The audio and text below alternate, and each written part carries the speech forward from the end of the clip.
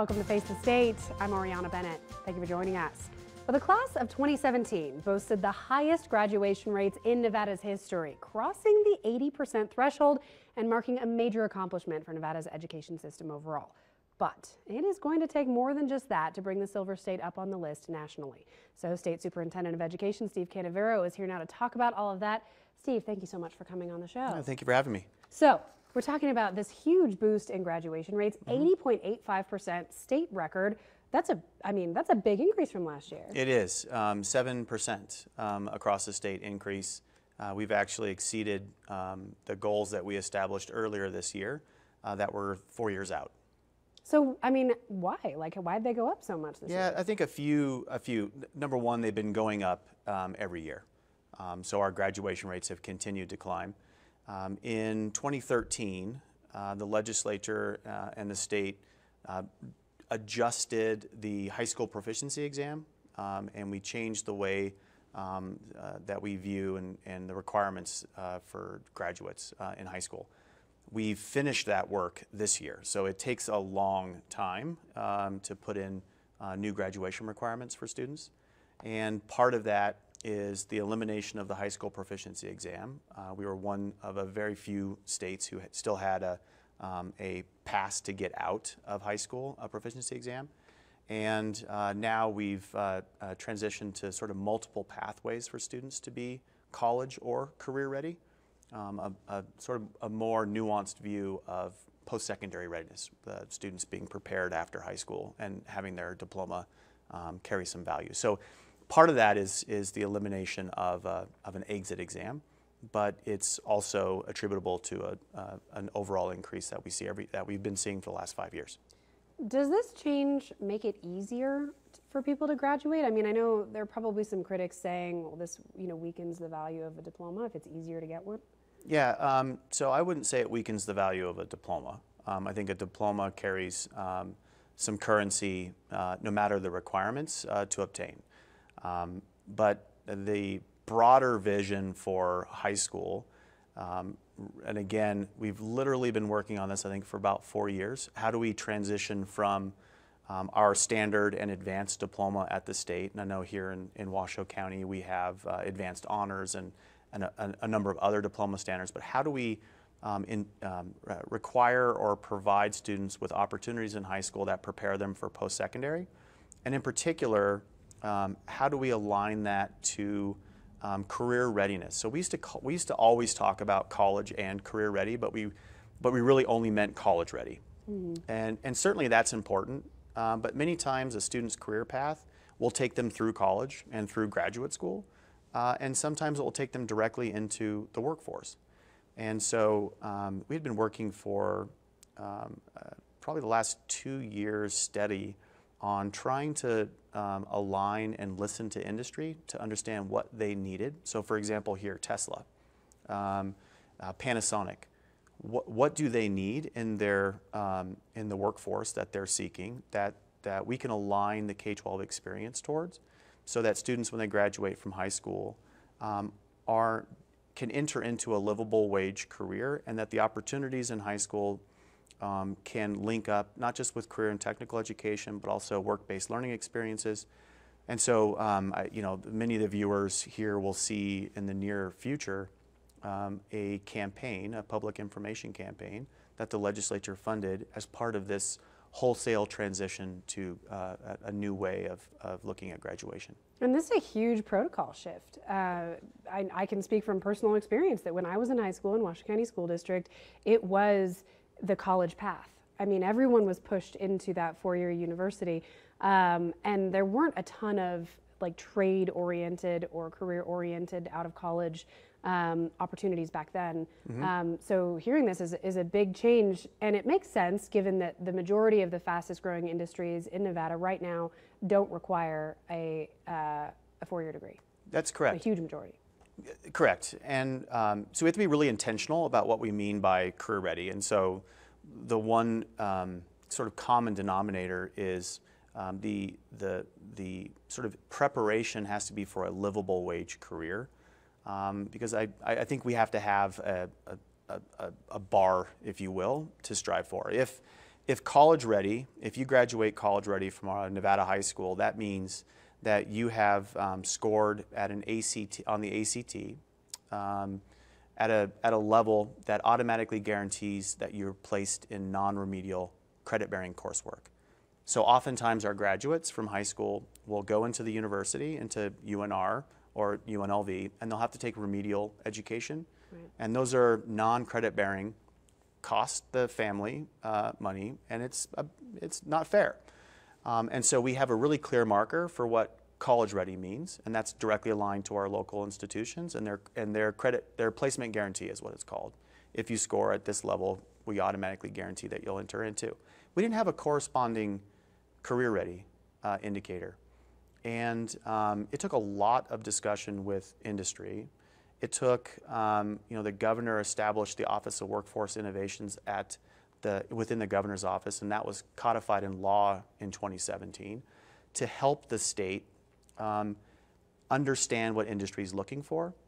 And the legislature funded an incentive program so that we can provide, and at no expense to the student or to the district, they can be reimbursed wholly for certificates or certifications that the industry are saying we value this particular certificate, which is a whole new way of looking at the pathways in high school and the opportunities that we can afford to our students.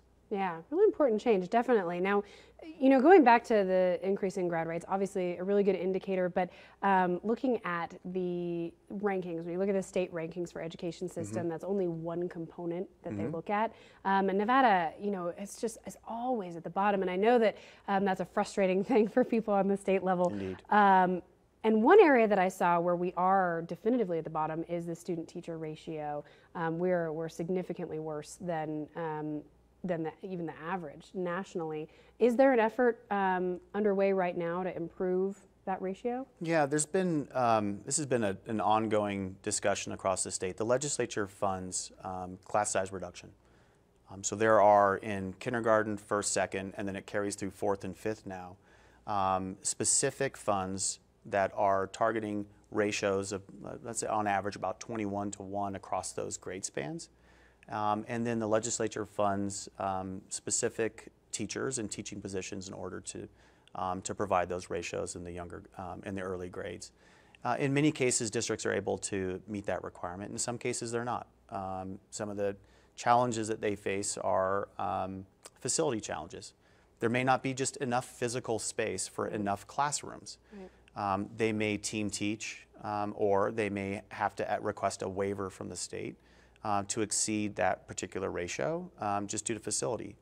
Another challenge that some of our districts face in meeting those ratios are qualified teachers. We see this a lot in our rural communities and the rural sections here in Washoe County, where they have a difficult time recruiting teachers sufficient in number to meet those student-to-teacher ratios that we know are important. So there's specific funding, but then there's also some flexibility within the law under particular constraints or challenges that districts might find. So ideally, what's the ratio we want? Because we're about 25 students to one teacher right now in Nevada. National average is about 15-to-1. It's higher than 15-to-1. Is it? Yeah, and it's a good question, and it's actually, there was a bill this last session that requires the state board to make a recommendation on the ideal student-to-teacher ratios.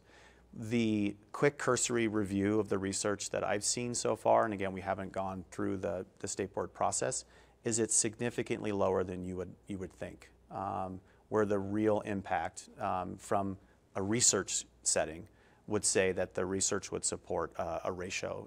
I think it's lower than 10-to-1 in many cases, which would be obviously a dramatic change in how we deliver education in our state. Is that even possible? It's certainly expensive.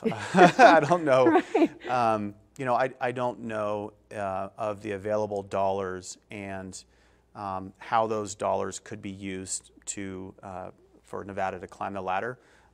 That would be high on the list for a wholesale review or a wholesale change.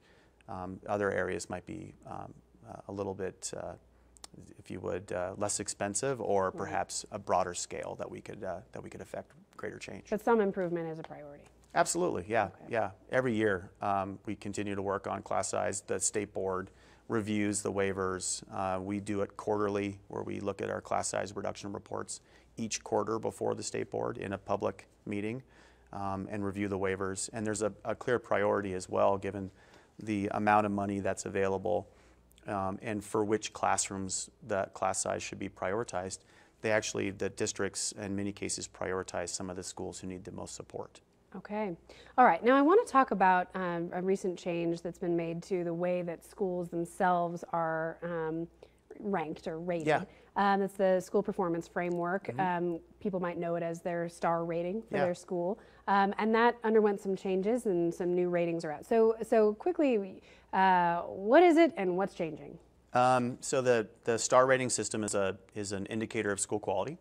It's part of a long-standing tradition in Nevada, and then a federal requirement that followed shortly after Nevada required this for a public transparency. So a transparent way to talk about school ratings, so that in a way that parents can understand and that families can understand. And so it's a rating that goes from 1 to 5 stars.